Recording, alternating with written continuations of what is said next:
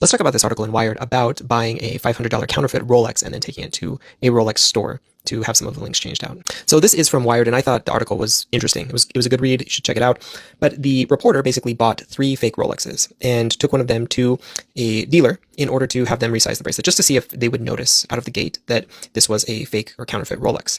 And they didn't. They went ahead, they resized the bracelet for him, gave it back to him, sent him on his way without realizing that it wasn't back. And they even told him that the Celebration was one of their favorites as well, which is the one that he was having resized.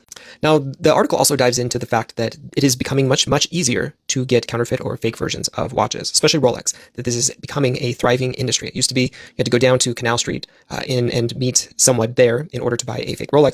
Now, obviously, you can do it online and have multiple options online.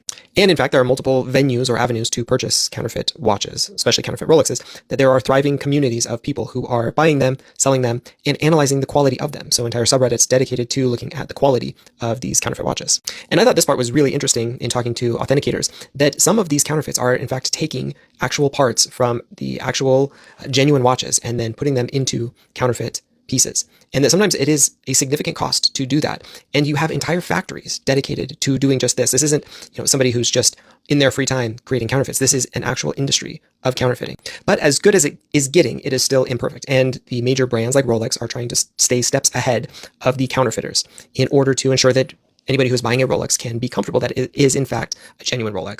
And genuine authenticators are usually able to tell that there are ways of telling and being able to see counterfeit versus not counterfeit. But it is a growing industry. The fake goods is worth billions and billions of dollars, and fake watches are a growing part of that. But I think the most interesting thing for me about this was how people view this. Now, there are people like in these subreddits and those who are purchasing counterfeit or fake watches, fake Rolexes, who do it for a variety of reasons, because they can, because they want to try before they actually buy, or because they really like the watch itself but can't afford a Rolex, and so a $400 watch certainly is going to beat a $8,000 or $10,000 watch. But I certainly agree with this conclusion that as much as it may be close to the actual watch, the Rolex, that it doesn't bring the same level of joy or enjoyment as actually having the real thing. And I've thought about this myself because I think it would be very interesting to try out a very close Rolex, for example, the counterfeit that's very close.